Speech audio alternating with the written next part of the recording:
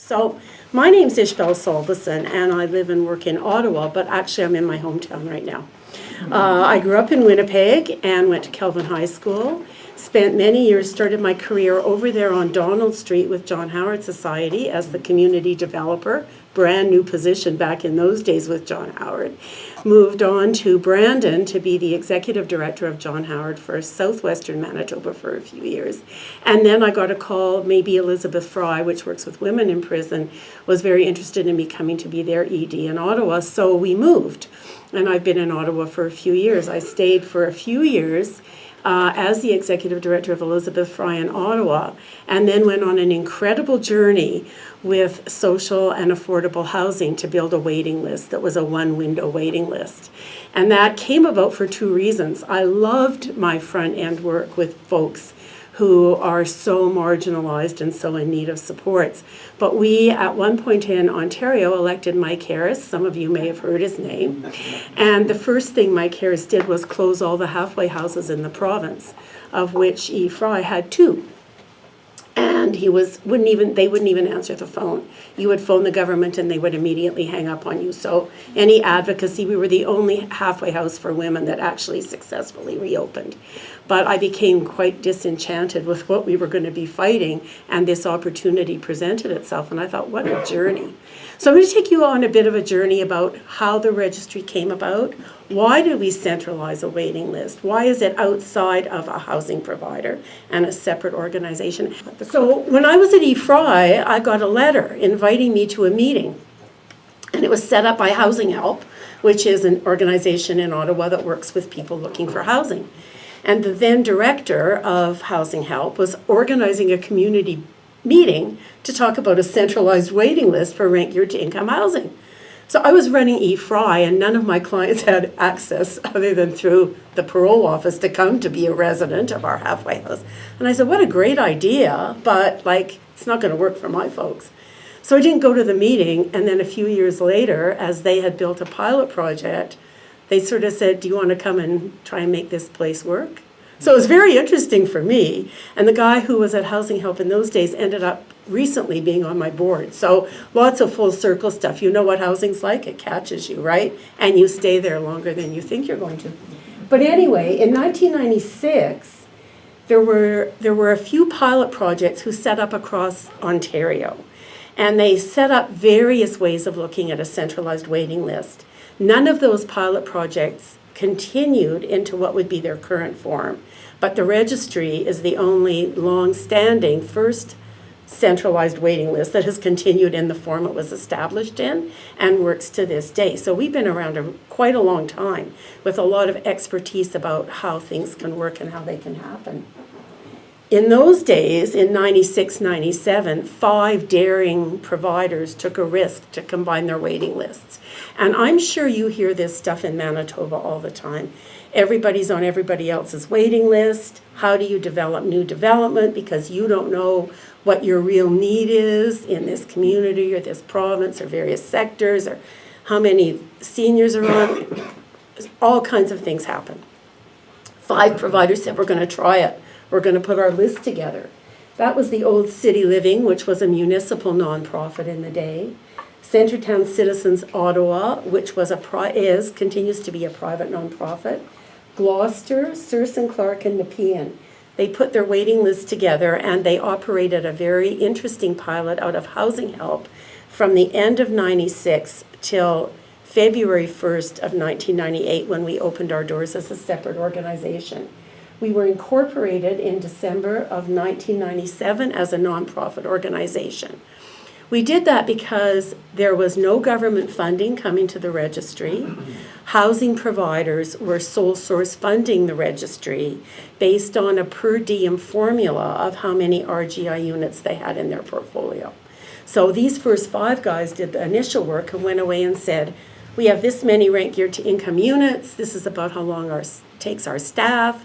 We're going to centralize that and let our staff do the work that they really want to do, which is working with tenants and not trying to be a filing cabinet for who's coming in. Because really, if you look at us, I would say we're like a filing cabinet, right?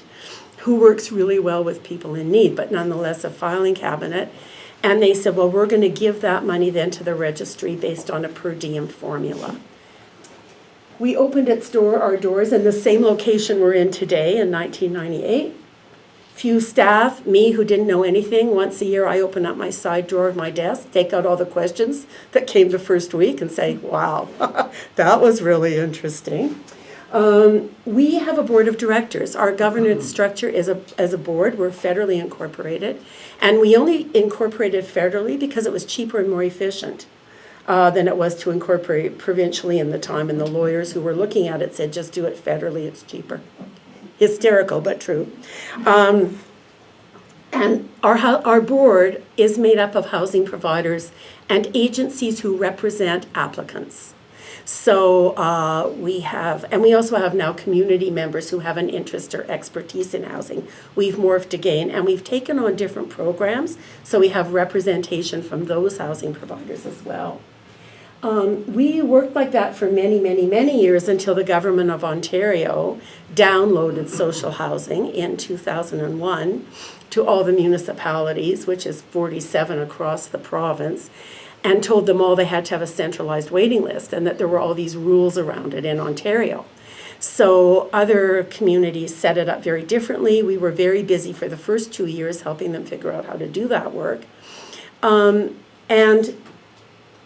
because there were so many rules, we said to the city, well, we already existed. They wanted to contract with us, but we said, hey, there's all these new rules, and I'm going to need a few more staff to enforce the management of even timelines that you're looking at as a province.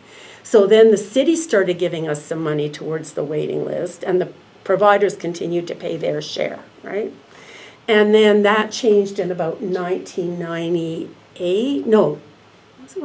2006, 2007. The city said we're going to sole source fund the registry. The providers don't have to pay that tally anymore. So we have an operating agreement with them. We provide a comprehensive waiting list management system, but we have to adhere to all the rules the government of Ontario sets regarding waiting lists. And also the city has been given the right under the legislation in Ontario to have some priorities that would work locally for them. So we have to manage under those directives as well. There's a plus and a minus side, of course, to the city source funding us. One of those things is the housing providers had great buy-in at the beginning because they were the funder, but the buy-in continues to be that they are the board. And where the board can be creative and make policies, and where we as a staff can be perhaps more gentle in the enforcement of some of the legislative policies, we're able to do those things. The good thing is with the city being our sole source funder, I don't have to go to the providers every year and say, can you give us like this much more? And the city has a benchmark price for admin, and that's what we get from what would be a benchmark price across the province for housing providers. Why did they want to do it? Why, way back when, did we decide that this would be a good idea? Well, first of all, it's super effective for applicants. There's one form, doesn't matter who you're providing to. Everybody fills out the same form, right? You're only checked once for eligibility. You don't have to go to, and I don't know how many providers are in Winnipeg right now. In Ottawa, there were at that time like 47, and they had to go to 47 different locations. Sometimes they had to pay $15 or $20 to be on the waiting list. Sometimes they had to pay that every year. Sometimes they had to tell their story 47 different times about what was happening for them.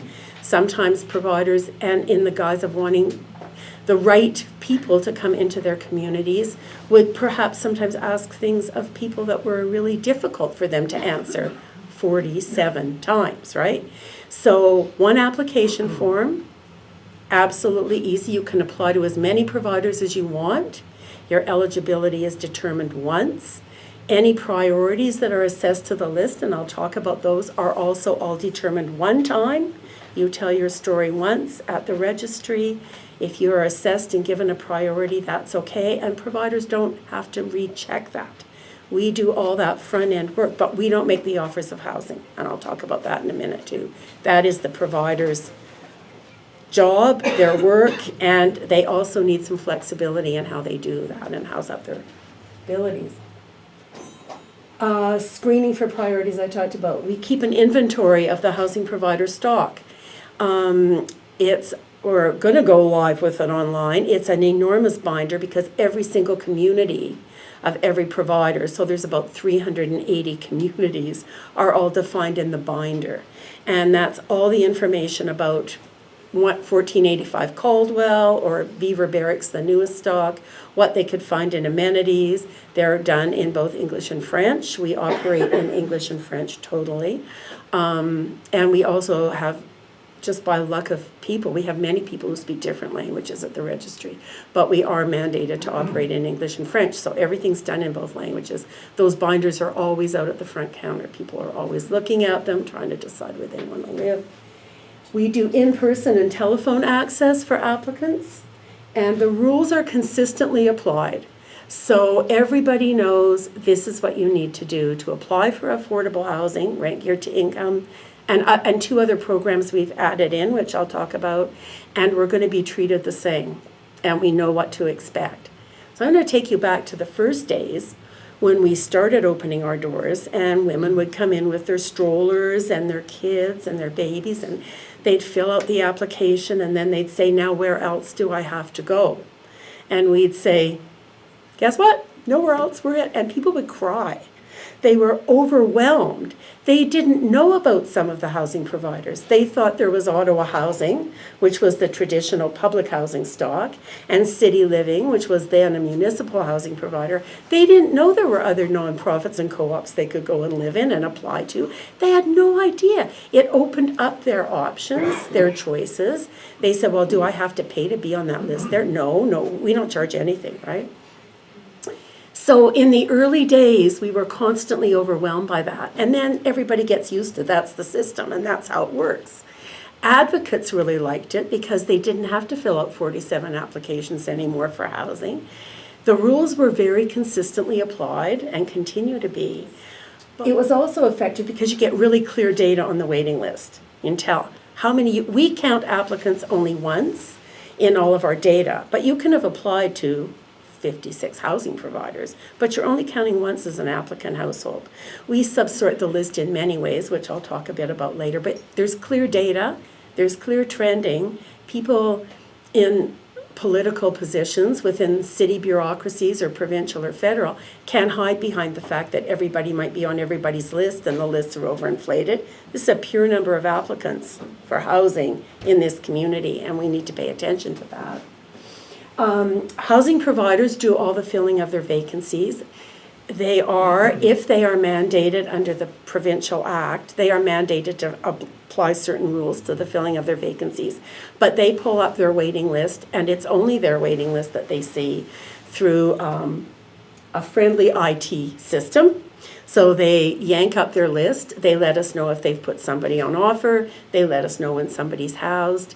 Years ago, when the registry started, the providers created their own set of rules that would be communal rules about how the waiting list would work, how many offers somebody would be given. It was interesting when the government downloaded, they took a lot of what the group in Ottawa had done and imposed those as what they thought the number of offers could be and all that kind of stuff. We're about to go through an interesting revolution again in Ottawa with some new legislation that's coming provincially.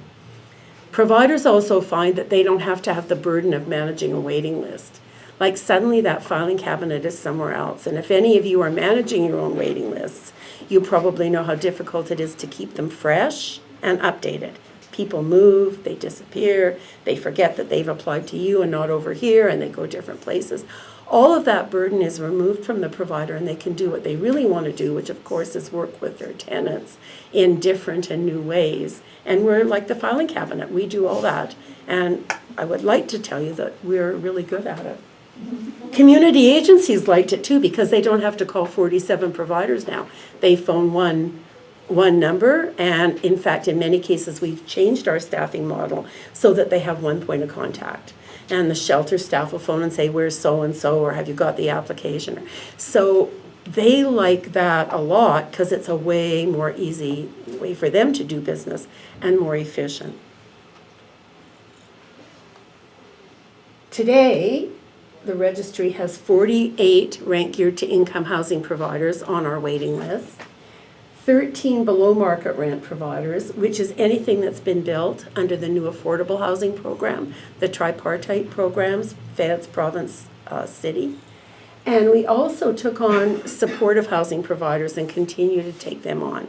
They came to us some years ago, and that was an interesting journey, and said, we think maybe we should just have you manage the waiting list. They don't have any of the same rules that the province imposes on their RGI providers, and yet we've been able to work with them and help them centralize a list for ease for the people, ease for the community agencies, and also it takes the stigma away of applying for supportive housing, which can often be the case. You're walking into one of the supportive housing providers and your buddies on the street might all know you're going there, and that's post-psychiatric.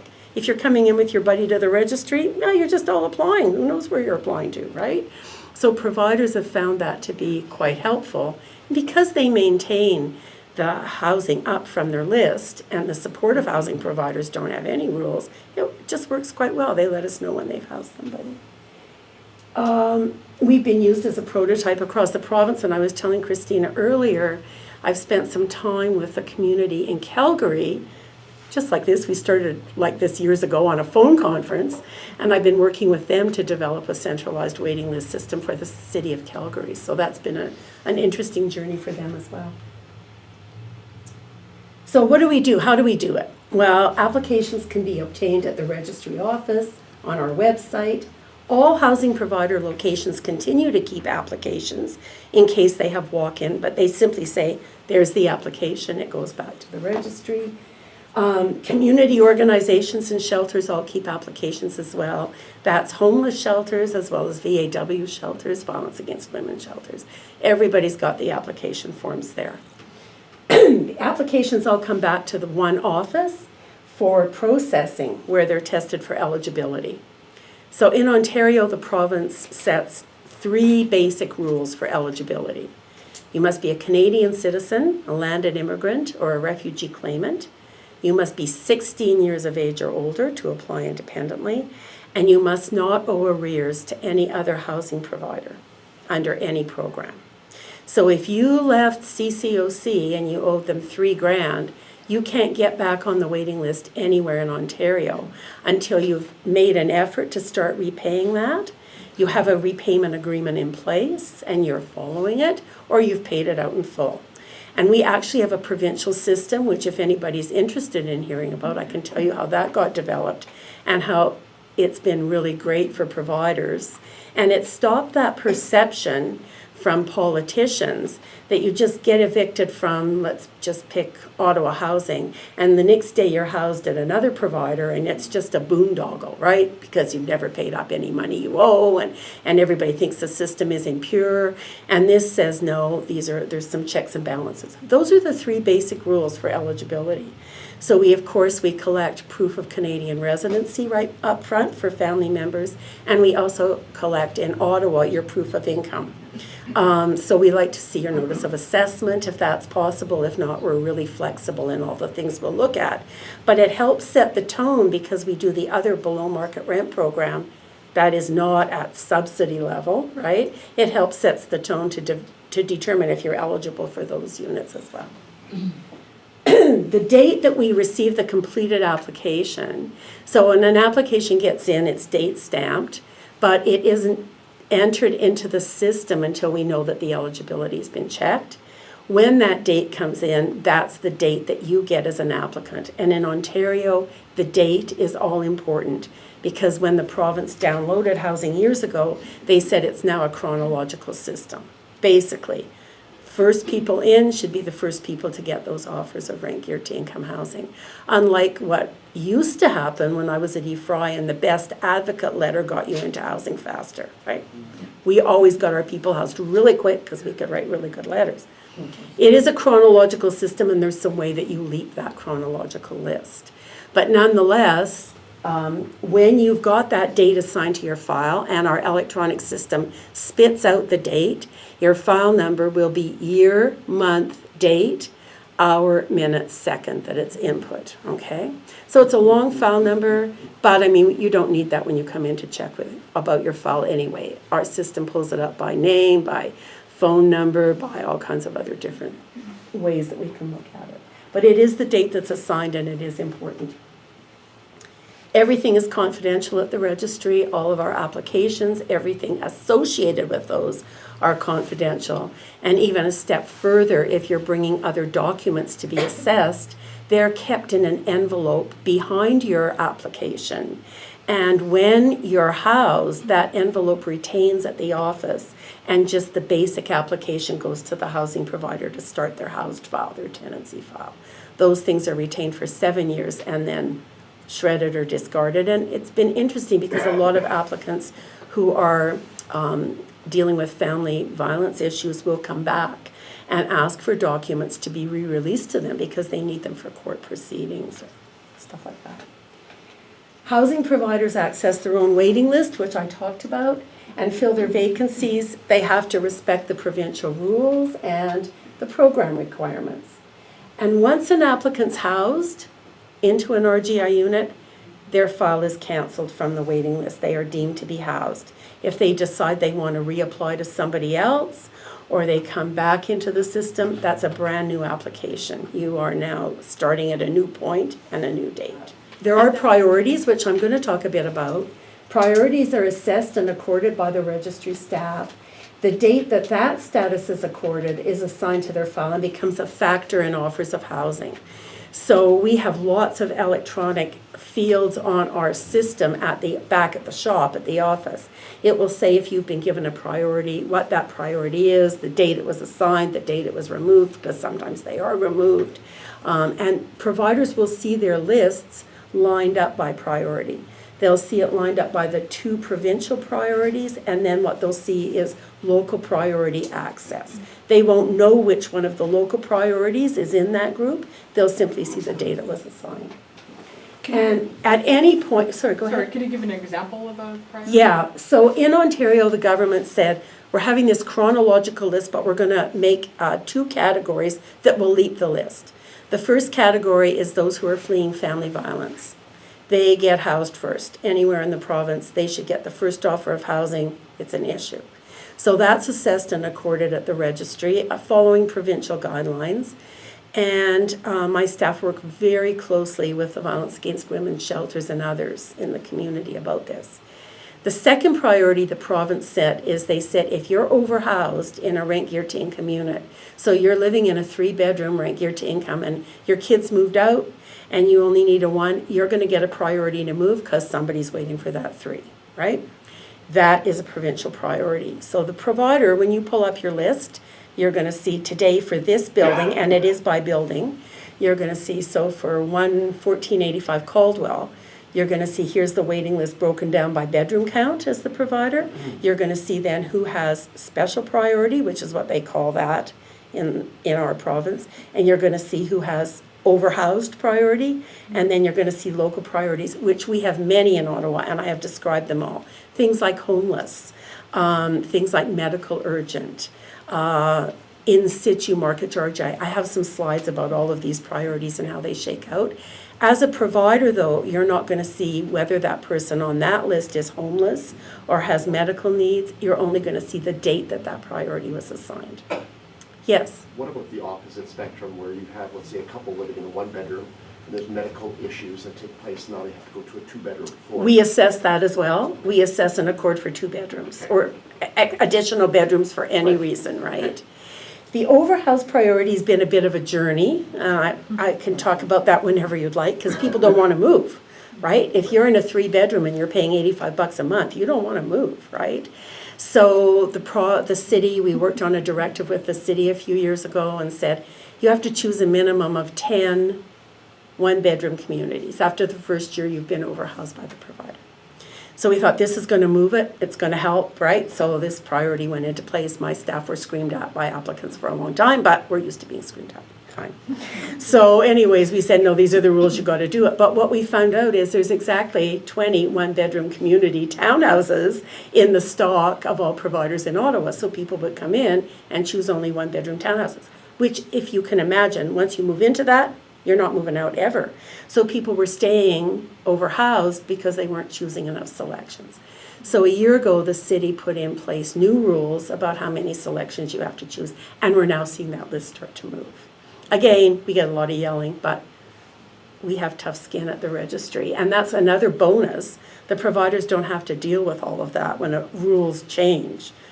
We're the gatekeepers, and we kind of deal with that at the front end, right? And people aren't happy, but at the end of the day, it is fair.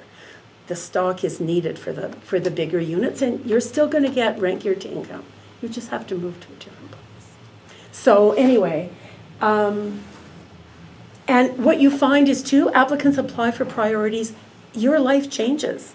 All of our lives change on a dime. You can apply for a priority at any point in your file life or your wait time at the registry, and people do that, and their priority needs change. We watch people come in, their kids move, now they need seniors-only housing. We work with people at all those various stages and intersections of what they're needing in terms of housing. Here's how housing providers fill their vacancies, what we've kind of gone on. Special priority is mandatory. You must give all your offers first to them in the province of Ontario. If they refuse that offer, then they can go to overhoused if there's no special priority taking it. And with the local priorities, housing providers in Ottawa are required, if these two haven't been filled, to do 1 in 5 of their remaining placements into a local priority, and then the rest is chronological. This is how providers who are in the RGI program are mandated to fill their vacancies. The other two programs do not have those rules around them, and they still see their list and they still fill from their list. And people might be on the list for RGI unit, on the list for a supportive housing provider, right? But then you're housed. You're still determined to be housed if you come up there. Updating files. So once you're an administrative filing cabinet, you realize that people, like, you lose people, and people lose you. You send them correspondence, it doesn't get returned, you can't find them. We want that list to be super accurate and up to date, so providers aren't wasting time when they're trying to fill vacancies, right? Vacancy loss is money loss. So we're vigorous about updating our files, and every time we have contact with an applicant, either by phone or in person, we're on that system. We open up their file, we update their file. Things change, they move their number, we move that around. They've added children, we add that in, we get the information we need. If we haven't heard from an applicant within a 12-month period, we then generate from our electronic system a list of who we haven't heard from, and we send a letter out to a certain amount of those people. We do that 3 or 4 times a year, dealing with that segment of who we haven't heard from. 3 times a year right now we used to do it 4, but now we do it 3 because we're sort of up to date. If we don't hear back from you, we archive your file because we don't know where you are. We're just going to archive your file. If a housing provider can't locate an applicant at the point of an offer, they send us an electronic thing to a basket saying can't find them. We archive, we pen their file, we send them an update process formally, and lots of them then contact us. And some of them don't. If they don't contact us, your file is archived again. In 2018, we did 3,808 formal updates of our waiting list. And we are up to date within about a 12-month period. And our waiting list is about 12,500 at the end of December. Okay? So we have had contact with all of those people within a 12-month period. So we know they're still actively engaged in looking for housing. Sometimes they change their selection, sometimes all kinds of things happen with that process, but nonetheless, their information is up to date, and we know they're still looking. So, anybody got any questions on that? Yes? On 12,500, does that include people that are in process of moving between or need up housing or down housing? Yes, so that list is anybody who has applied for rent geared to income housing. The way to go into it is through the registry or the centralized waiting list process. If you are living with a housing provider and you're looking to move, we subsort that list. Years ago, when we first started out, Ottawa Housing, which was the big public housing stock and remains that, it's now a marriage of what was City Living municipal stock as well. They have 15,000 units. Ottawa Housing said, we want you to manage our internal transfer list for people who are just looking to move or they're underhoused by one bedroom, because they shouldn't be advantaged because they live with us. All these other people are waiting chronologically. Subsort the list for us, but go through there. They don't get a different priority. So we've done that for years, and we subsort the list out. Of the 12,005 something, I could tell you it's probably around 2,000 that are living with one of the many housing providers and want to move. We've been keeping that information for years, but the other thing we did when we started doing that was capture the reason they wanted to move. Because, some well-meaning politician is going to say, make them stay in that unit, they're getting rent geared to income housing, they should just be happy. But indeed, in all the years we've been capturing that, which is about 11 years consistently, we capture why they want to move. Their family has expanded and they need a larger unit. So housing providers want them to move because they're in a 2 and they need a 4, and there's wear and tear on the unit, as you all know as providers. And so we've been able to consistently go back to City Council, who really has all the say about housing, and say most people are actually underhoused. There are people who are overhoused. There are people who have experienced violence. There are people who have all these needs. What we've found consistently over those years is the fewest number of people who currently live with a housing provider just want to move to another housing provider. They are the fewest number of that 2,000 and something. And most of them are seniors who want Mrs. Jones' unit or the sunny side of the building or those very particular things, right? So it's been a helpful thing to be able to look at that consistently, right? And say, yeah, people just don't want to move generally, like they have real needs for moving. Some of the interesting things that we've noted over the years on that particular list is that community safety issues have burgeoned a bit. So in Ottawa, there's been a lot more gang involvement and street shootings than there ever were in all the years I lived there. I can't believe we're not nearly as bad as Toronto, but there are many, many, many now. And they're quite targeted gang shootings. We all know somebody knows who's doing it, but nobody's going to tell. And as soon as there's been a shooting in one of the community neighborhoods, a whole bunch of people come into the registry and they want to apply for a transfer, right? So we know that safety's their issue, but that's not going to give them, and I'll talk about this local priority, it would not give them a local priority on the list because they themselves are not unsafe. There's been something that happened in their community, as difficult as that is. How do you handle refusals in terms of the registry? So if someone has their eyes on one place but they're offered a different, do they stay on there? So you're allowed to choose, in Ottawa you're allowed to choose building by building what you would like, okay?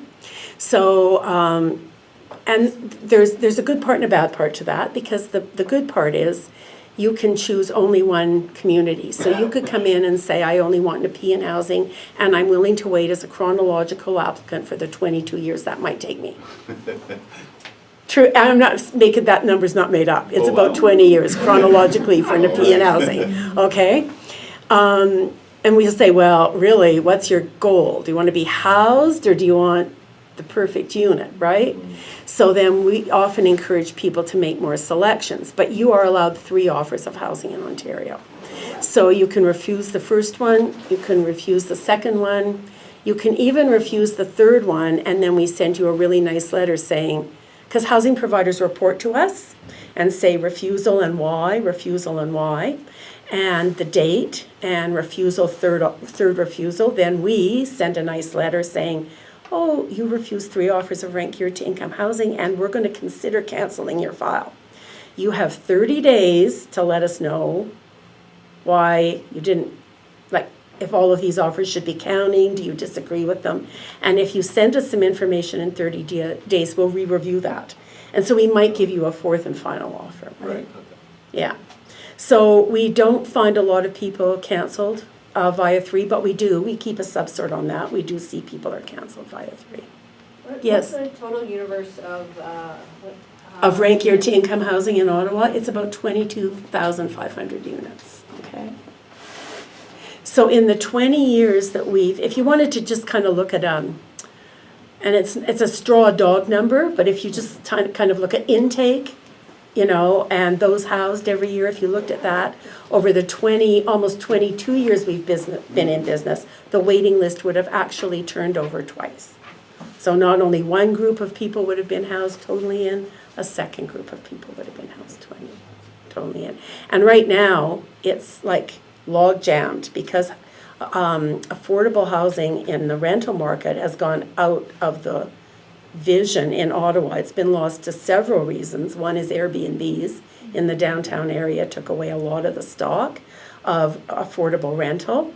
The second is people are not moving out of rank gear to income because there's really nowhere they can go at a level of affordability in the private market, and the private market quit building. They invested heavily in condo development for a few years and not in rental housing. So right now, over the last couple of years, the fewest number we've ever seen have been housed from the waiting list. So people are waiting longer and longer, right? I saw a question back here. Oh, I was just wondering, when you were talking about sort of offering like the formal update requests, like do you ever send that through email or is it almost always paper? We are moving to go to email. We have done it, we've avoided doing it by email because people change their email addresses a lot in the lower echelon, if people, like, not the lower echelon, but the income level. We see people come in and they say, no, I've changed it for various reasons. We've used a formal letter process because we also send with it a form which is in 26 languages, which says this is a very important document. Please take it to a translator so that we don't lose people because we send our correspondence in English or French, depending on what you've identified. So we've avoided doing that in email, although that's the way we're moving. By 2020, there will be an opportunity for you to update your file by email, as well as by, and people say yes, they want to be able to look at stuff, but they really like paper. And interestingly enough, CCOC, which is a large nonprofit in Ottawa, the largest, 1,600 units, they surveyed their tenants a while ago, said, no, send us letters. We prefer letters. And for us, it's a really good paper trail if you haven't responded. So yes and no, we're moving that way. But we've been slow to do it for those reasons. And we never, by the way, send mail to somebody who has been accorded special priority unless they've given us a safe mailing address, because people are often continuing to live with their abuser while they wait. So we require a safe mailing address. So here's the priorities that we live with. Special priority I told you about. This is the provincial definition. You or someone is being abused by a family member or former partner that you lived with it within the past 3 months, even if you don't live with them anymore, or you're subject to ongoing abuse from a former partner that you lived with in the past. You or someone in your household is being or has been trafficked, and you are planning to permanently separate yourself from the abuser. So how do we look at that priority and what do we accord? Well, first of all, we have to make sure you're eligible for the waiting list, so basic eligibility. Then we require you, and for this category, our staff, we do interviews with people. We have an interview form, so it's not invasive, but everybody is asked the same basic questions. And also it clarifies with them where they want to live. My staff who do these interviews help them decide what a safe area may or may not be for them. Based on the application form, we go over all that. And you must also, based on the provincial rules, bring a support letter from a community agency or a doctor, somebody who knows about the abuse and can verify it. And also you must bring proof that you were living with the person you claim to be your abuser. So I have 1.3 staff who work with this and with a local priority called urgent safety, which kind of mirrors that. Again, we've gone a couple of steps further in that we also, and we did this at the behest of the violence against women sector a few years ago, we also do safety planning for women. And you know what, I shouldn't just say women because it is not a gender specific program, but 95% of the people coming are women. But we do safety planning. And we developed our own made in Ottawa safety plans for both if you're living with the abuser or if you've never lived with the abuser and it's a neighbor or somebody else who's been abusing you in the community. It's a different kind of looking at safety planning. The folks who come in are offered that with the staff. We developed that in concert with the Violence Against Women domestic shelters.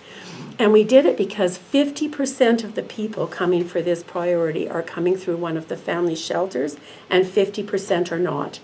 They're arriving at the registry with a letter from a doctor or somebody else who's a professional in the community. They have not been referred to the Violence Against Women sector. We make that referral back for them to get transitional housing and support. So that's a lot of work we do to accord this priority, right? And it's been expanded in Ontario over the last year to include those people who've been trafficked. And everybody in Ontario, when the government said we're going to include trafficked people into this priority, felt that the waiting list was going to erupt across the province and that it was going to be very difficult. That is not the case. My colleagues and I across the province meet a few times a year under an organization of directors of access centres, and it has not had a huge influx. But in Ottawa, we've taken the approach that if the police are identifying for us that you've been trafficked, we're not going to do an interview with you because, frankly, you're not safe coming into our office because the world comes through the doors. And actually, it also creates a double onus for my staff who are sometimes not safe based on what the person will start telling them. Way above the questions that we might ask, they then are privy to information that these very organized rings of traffickers, it becomes a problem. So once we have a letter from the police, that's good enough for us and we're just going to apply the priority to your file if you've been trafficked. Otherwise, all of those rules apply. And you must agree to separate if you're leaving your abuser. You must agree to separate. Is that a pure process? We all know that's not. We know what the numbers of times people return. Luckily, we've changed the rule a bit in Ontario so you can have almost like a pending time if you reunite for a short period of time, which we all know that happens. If you haven't been housed, you can kind of have your file pended for a while over the course of 1 year, right? So that's been helpful for some people making those difficult decisions. Question on this one? Overhoused, I've told you about. That's pretty straightforward. I think you all get that one. Local priorities are established by City Council, and we in Ottawa have the most local priorities of 47 municipalities across the province. So, we do. And we call it now a local priority access status, but we break it down still at the back end to know who's homeless, who's got any of the others, because those statistics continue to be incredibly important. We will accord it for the following reasons. A displaced rent geared to income household. So this is a household in receipt of rent geared to income. They're being displaced from their RGI unit through no fault of their own. A condominium conversion in rent supplement program. And that was huge in the news in Ottawa a year ago, where a development corporation who had lots of 3 and 4 bedroom townhouses, which were rent supplement, many of them were rent supplement, decided to tear down the entire community. Everybody was dispersed. The people who were in the rent supplement program got a priority on the waiting list. They didn't do anything, right? A fire that you didn't start, a natural disaster, those things would give you this local priority, right? In situ market is the next one. That means that you have been living with a housing provider for 1 year. You've been paying market rent. You meet the local occupancy standards for the current unit that you're occupying. So you can't be, if you're a market rent tenant, you can market rent a 3-bedroom and be one person, but you can't do that in RGI. So if you're living in you're a couple and you're living in the 1-bedroom unit and you're paying your market rent, and through no fault of your own, you experience a significant loss of income since moving into your unit, you can have a subsidy applied to that unit. You don't want to evict people because their partner dies, right? That was the example we took to council, right? somebody's income greatly reduces when their partner passes away. You don't want to evict a good tenant who's been a market rent tenant. Give them the next subsidy that you can. Housing provider fills out a separate sheet for these folks, sends it to us. We apply it, they apply it. It's very quick. Urgent safety status. So this is one of those catchment priorities that has been very helpful. You don't meet the criteria for special priority, but you're still subject to abuse from either a family member or a former partner, or it's ongoing extraordinary threat to your safety from a non-family member, and a change in housing is going to increase your safety. So, example of that, we've got somebody on the waiting list now, their family moved into rental housing, one of the suburb areas. Door starts getting kicked down, people are coming to the door day and night, police are called, police say to us they've got to move. We think it has to do with a tenant maybe 3 times ago, but they're not safe in this unit, they have to be moved. That would qualify for this. Before we had the human trafficking attached, you're trying to exit yourself from the sex trade and your pimp is looking for you and knows where you are. That applied in those circumstances. Life-threatening medical status, which is you or a member of your household has a terminal or life-threatening illness made worse by where you're currently living, and you must demonstrate through a physician's medical opinion that a move-in housing will remove the life-threatening aspect of the condition. This, pretty challenging to assess and accord. So, for example, we get doctor's letters saying applicant has asthma. You have to move them because they have asthma. Well, you know what, like I have asthma, I'm going to have it no matter where I live. It's not going to improve the quality of my life moving into rent-geared income housing. Won't remove the asthma. But there are other conditions that it will remove or it will assist with. So you're living in a six-story walk-up and you now have a significant history of falls. Well, you can't continue to walk up the 6 stories into your unit, right? We may accord and assess for that. And homeless status is interesting because it is people who are confirmed as experiencing homelessness, which in Ottawa means you must be staying in a City of Ottawa emergency shelter or are living unsheltered. And applicants staying temporarily with family and friends, they're couch surfing, they don't qualify for homeless status. So we look when somebody comes in from the shelter with their application, my staff verify they're at that particular shelter and that they don't move out. We update those files about every 6 weeks. We know that that's a pretty transient population, so we update those files routinely. The young women's, the young men's shelter, we make sure that they're in shelter before we accord the status. If somebody says they're staying on the street, we do 2 things. We ask if they have a worker who can verify that, and we look for either their Ontario Works, which is general social assistance, or their Ontario Disability, which is provincial social assistance. We ask them to bring their check stub because if they're getting shelter allowance, indeed they probably can manage to find something. It may not be perfect accommodation, but they don't get to be advantaged over others who are trying to do the same thing and not applying for homeless.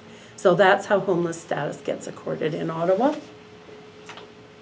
And then if you're living with a supportive housing provider and you no longer need those supports, you could indeed live now with one of the other RGI providers more independently. You've demonstrated your readiness to move out, and the tenant can live, the supportive housing provider and the tenant decide you should move on to a traditional RGI. Then we get the referral, which both the tenant and the RGI supportive housing provider send a referral to us jointly, and you're put on the waiting list and you're accorded a local priority. So that's kind of the sense of local priorities. And all of those are assessed and accorded at the registry and reassessed if something changes on your file, and then either continued or perhaps removed. We do tons of regular statistical reports. They're created and provided both to my board and to the City of Ottawa Housing Branch in its role as service manager. We do massive stat reports. They include such things as the number of applicants, how many are housed, by which provider, in which category they're housed, when special status is assigned to the file, the household type, by family composition, the gender, the age, etc., the income sorts. We can subsort our list any which way and get mega requests for informational subsorts on all kinds of things. And we also provide our client service statistics on how many people we're seeing at the front and at the back of the waiting list. So I'm going to give you some general information. We made an agreement. Everybody's always, what's the number? Well, the number varies on a daily basis for everything, including even where you sit on the waiting list, right? Depending on whether you've got a priority or not. So we said to the city, let's just only ever publicly release the end of the year, because that's a clean number. We can always get behind it. And we know it varies up and down throughout the year. So on December 31st last year, we had 12,163. The last stat report my staff organized and sent, there were 12,586. It's gone up. Households with children, and that's defined as a household with children under the age of 18 or under, 4,295 of those households. We do indeed break that out separately again and subsort it by households who are dual parent households and those who are sole support parents. But we never release that number publicly because personally I've never wanted it to be a backlash number for those families who are sole support parents. So we can give people that information at the city if they want it, but we're not going to release that publicly. Single adults who are under the age of 60, so you can see this is about an equal number, right? On the waiting list, half and half. They're looking for bachelors or one bedrooms. Seniors are 2,680 as of that date. The seniors number over the last 5 years has dramatically risen. For the first 15, 16 years, it was about 1,200, 1,300. We've seen it start inching up. The seniors number is seniors who are only looking for seniors-only housing. If you're a senior and you're looking for only mixed income housing, you're going to be captured here as a single adult. If you're a senior looking for only the seniors portfolio, that's where we're going to capture you. And you're allowed to apply 3 months before your 60th birthday for senior stock. And 2+ adults, which is a little myriad of all kinds of things. It could be parents with 3 adult kids. It could be 2 cousins who want to live together, a couple of roommates. All of that is captured in here at the smallest number on the waiting list. Again, on December 31st, 2018, just to break down those priority categories for you to see what it looks like in that all-encompassing number of 20, like 12,000 something. Special priority, so that's fleeing family violence, 117 files had that status. We're still actively waiting for housing on December 31st. Urgent safety was 277. That number is actually higher than those seeking leaving a family member. Homeless, 759.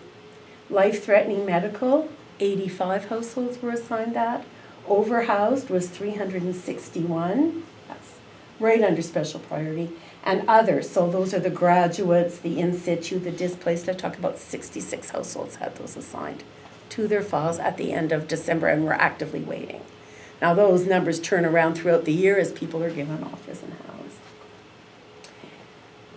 At our office in 2018, the registry saw at the front counter 12,213 individuals. We responded to 26,665 telephone inquiries, and we took 4,809 brand new applications to the system over that year. And I'm going to tell you, in 2018, these numbers in person and telephone are down. We had a monumental flood on October 31st, the year before, and we were actually out of the building that our office is in for 4.5 months. So the building was entirely shut down. Every electrical circuit was fried. The water had entirely encompassed the first floor. We're on the 5th, but it didn't matter. Everything was out. The elevators, everything was out. You needed a hazmat suit to go in there. We were temporarily located at one of the City of Ottawa site offices. It was a long way away from our office, and people didn't want to come. They said, we're not coming, we're just going to wait till you're home. They view us as being home. Anyway, so our numbers of front counter and telephone inquiry services significantly down for that period. And as well, we didn't have enough phone lines operating while we were out for phone calls to get the same number of phone calls. We interviewed 814 households for either special priority or urgent safety status. And we did 346 urgent medical assessments, of which you saw 85 at the end of the year were recorded. Some of them would have been housed in that year. How long, now somebody should have asked me, how long do you have to wait in Ottawa for housing, right? So average wait time for a chronological applicant is 4 to 8 years. If you keep your selections pretty open, you're going to wait 4 to 8 years, sometimes less, depending on where you choose, sometimes longer. I told you Nepean housing, 20 years for a chronological applicant. That is absolutely true, right? They never, in fact, Nepean housing for the last 3 years, because they have townhouse communities, they have 1 or 2 building apartments, but they mostly have townhouse communities in their 600 unit stock. They have not got past special priority in the last 2 years, because that's what people are applying for. It's great. I mean, it's all fine, but Nepean's got a great reputation, so people want to go there. You wait longer. Special priority applicants get their offers within 2 to 6 months, depending on where they apply. That's pretty quick if you're looking at 4 to 8 years, right? LPAS, it may be 2 years. We're still trying to sort it out because it only went in about 1.5 years ago, that now providers only see 1 lot of falling into all that homeless urgent safety. So we're still saying it could be about 2 years. The urgent safety people were taking an incredibly long time to get housed because often they wanted very specific things attached to their file, right? Oh, and you might want to ask, with all that and the fact that we update all those files, input all those applications, we housed last year 1,519 folks from the waiting list, lowest number in 21 years. We're looking to be on about target for that this year. A couple of reasons I already talked about with that. But I actually have a complement of 12 staff at my office who do all this work on a daily basis. They are incredible. They deal with the most challenging circumstances on a daily basis at the front counter and on the phone. They are so, they are such an empathetic and wonderful lot of people. I am honored to work with them. They treat people with the dignity and respect they deserve, and as I'm going to talk to you about our journey with supportive housing, you can imagine that was incredibly important to the housing providers. They answer questions, and it's interesting sometimes because people want different answers. So they'll come in and we'll tell them this is the reality about your file, and you could look at these options or whatever. And then they'll phone a couple of days later and we'll say, well, that guy told me that the same thing the other day. And we said, well, that's because we tell you the truth. Nobody leaves without knowing the truth, even though it's difficult to tell in here as the gatekeeper.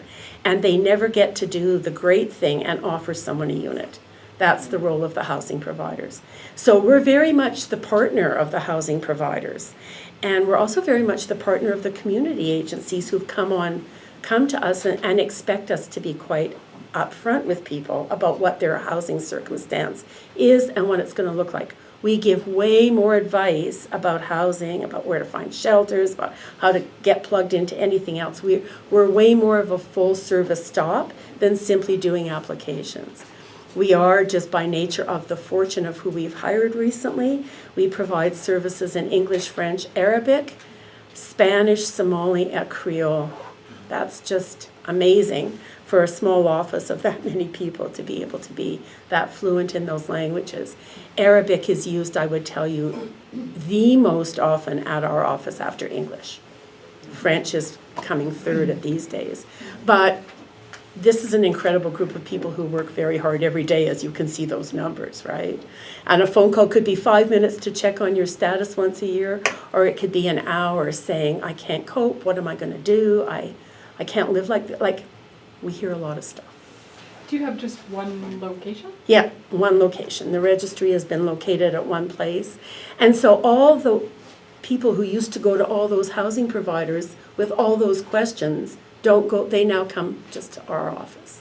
So, you know, we're better than a generalist. We've become more experienced. And we work, for example, Habitat for Humanity's about to do their new call for people to be housed into their next community.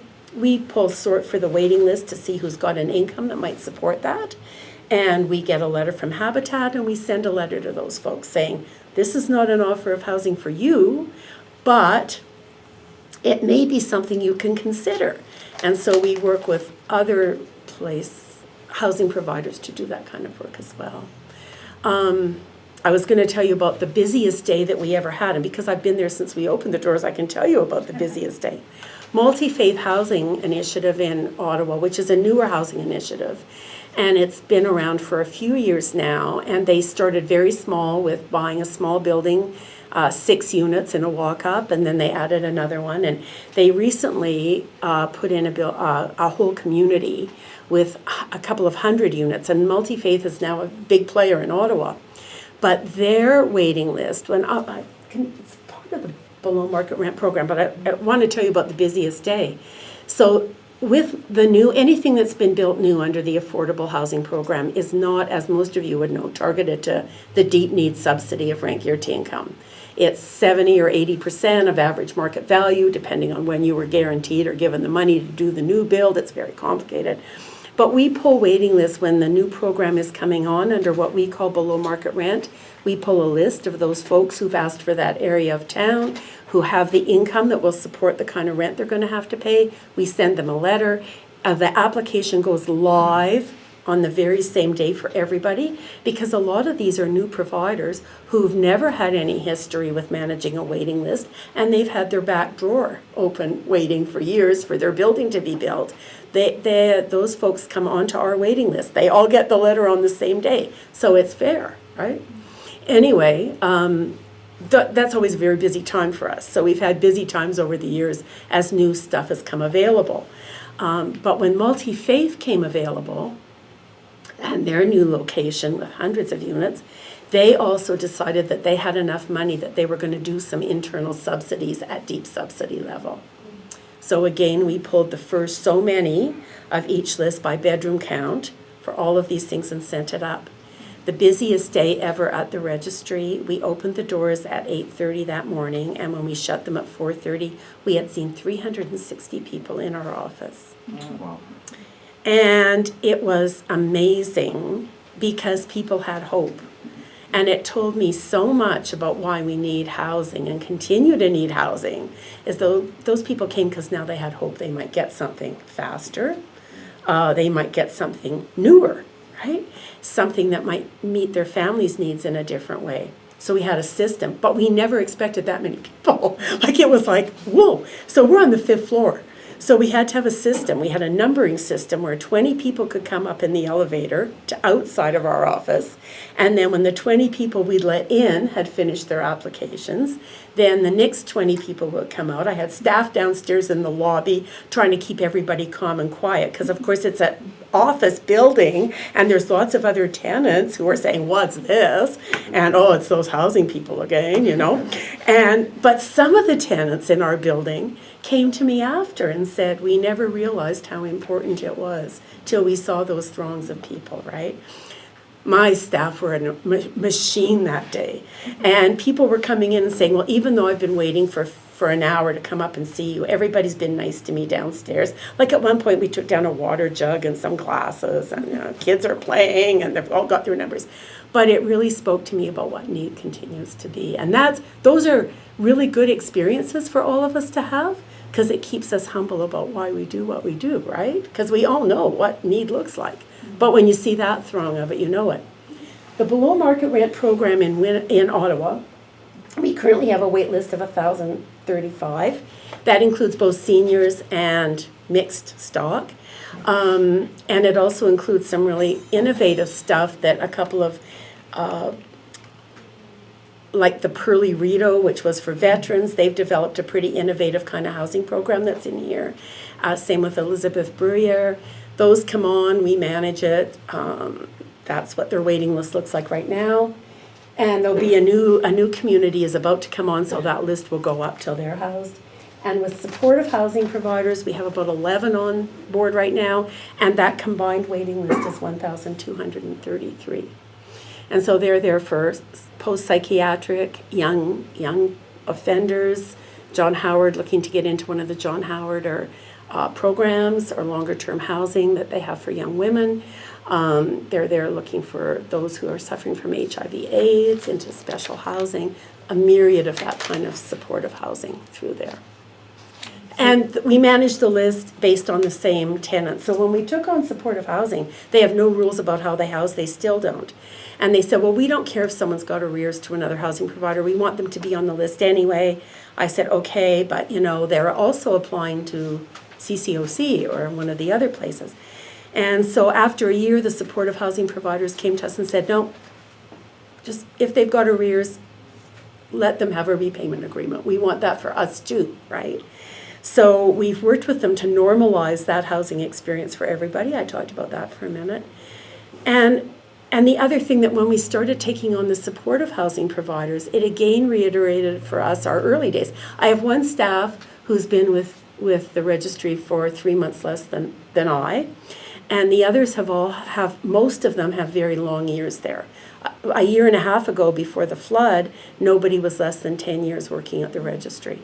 Now we had a few people leave, and so we've hired new people who are equally amazing, but we have long-term retention of staff, which given their difficult job is surprising. But with the supportive housing providers, one of the things we noted when we first started taking them on is what we saw were elderly parents coming into the office. So I'm talking about folks in their 80s who have a child living with them who's 56 or 57, who may suffer from a significant and impaired cognitive issue or a mental health issue. And the 85-year-old mom or dad is saying, I'm not going to be here much longer on this earth. And where's my son or daughter going to go live? Like, will they be safe in a big building that has a bad reputation? I mean, building reputations come and go too. Housing providers change them. They do lots of things. But some buildings stay out as having reputations. I can't imagine them going there. We say, well, wait. We can put them on the list for this supportive housing provider, and this is what they would be looking at: a bachelor, a small 1-bedroom, maybe it's a more community living thing. And again, we've seen these folks leaving feeling like there's hope for their adult child when they were worried about that. So that was an interesting journey to bring those on. Obviously, the supportive housing providers, they came to us because we work with all the providers in the community anyway. The advocacy agencies have found it so helpful now to have the supporting providers on, because again, they're not filling out other application forms. If supportive housing providers want secondary information, we complete that information at our front counter and they get it, but it's all completed universally at our area, right? It's just part of the application. There's my journey. I believe we do a good job. We've done a good job. Was it always easy? No, not at the beginning. Were providers nervous? And by the way, the list we manage is for nonprofits, the big public housing stock, and the co-ops. The co-ops are all in our waiting list, with the exception of, I think, 4 federal co-ops who are now interested. We manage the waiting list for a Muslim nonprofit in here and have for 21 years. We have French-only providers who we manage the waiting list for, and also First Nations. Gigno nonprofit has come to us with their waiting list, as Wigwaman with their new development at Place Barreau, and Inuit nonprofit housing is now coming to us to manage their waiting list. We're managing to be able to complete waiting lists within waiting lists for them so that they're meeting their target needs of who they wish to house, right? And to my staff's credit, and it is to their credit, they're able to work with everybody, and it's just, it's a really interesting journey. Why would I encourage you to do it? For all those reasons I showed you at the front, and for the service to people. Because at the end of the day, Everybody has to start as an applicant and then come into all of your housing, if many of you are housing providers, or their journey to find the right housing, which some of you who might be agencies who work with people who are applicants, looking for, if it's a centralized one place, everybody's got only one place to deal with. And then nothing goes amiss in terms of what you're asked or how your file is assessed or how you feel about being an applicant for housing, because it all sort of starts there. Yes? Based on the waiting list, like 12,000 waiting list, Mm-hmm. and we have like 4 to 8 years waiting period, it means that we have a huge shortage of housing. Mm-hmm. Yeah, we do. In Ontario, right? Yeah. So is there any steps or plan from the government? Well, I can tell you a couple of things. So this is a sidebar, but Christina and I were having this discussion. One of the things we have in Ottawa that we've worked really hard to build, and it's been around for about 30 years, it's called the Ottawa Social Housing Network. And we're kind of unique in the province, and we may indeed be sort of unique in the country. We're a network that's made up of Ottawa housing providers who provide rent geared to income or social housing or below market rent, and community agencies or advocates who work with housing applicants or tenants. And we meet regularly, and we do some really innovative work in terms of best practices. We organize lunch and learns for providers to come to something like this and get real information about unit takeovers of RGI housing, which has become a big issue. We bring lawyers in periodically to talk about employment rights standards or human rights standards or all kinds of things. Ocean brings those groups in. We offer freebies to come and bring your bag lunch and have cookies at my office in the boardroom, and we have these lunch and learns. The Ottawa Social Housing Network is very active about looking for new supply and looking at how to develop those things with money as it comes out from the feds. So our group is actively trying to work with the city to say, what we need to do is we need to have 7 projects in the hopper. Let us tell you what they should be. Because why are you asking providers to compete with each other to get this new money? Give us some kind of a brokering thing and say, this year Youth Services Bureau has the great project. And if there's money next year, these guys are in the hopper for that. And this is a mixed use building. And let us help you with that. And of course, because we're in Ottawa, Canadian Housing and Renewal Association is there. They're a huge lobby with the government for new affordable housing stock. One of the good things is I think that we're able to make a better case for what deep affordability needs to be. So we know the government has invested some money in building these new units, but they're not at the deep affordability of rent geared to income. That only happens if any community has some rent supplement money to throw in there, right? Otherwise, they're at this 70 or 80% of average market rent, which is kind of meeting a middle class need, depending on what the incomes look like. We're actively involved with this. The other thing the Social Housing Network is doing in Ottawa is we started having discussions as a group about 5 or 6 years ago.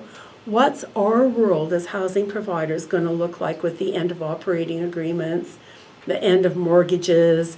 Who's going to continue to do business? How are we going to continue to provide affordable housing at deep level affordability to our tenants? So we started having these discussions as a sector, and we've been really working on that. And we right now have a group that's been looking at a shared service model. And we have a couple of things in the shared service hopper already. And we have a proposal ready to go to the new Centre of Innovation for 3 years of a pilot project for providers to share services. Whether that's unit inspections or maintenance, some of the smaller providers, imagine trying to have, probably many of you can, but a maintenance person on staff with 60 units. Maybe you can buy the maintenance services from like CCOC, who's got a really trained maintenance team, and they're going to charge you to go in and do a unit inspection, but it's going to be done under a certain standard and you're going to keep up on it. We're really moving along that spectrum in Ottawa. So it doesn't answer your question, but it is a bit of an aside about how we work together in our community to try and increase housing and do innovative things.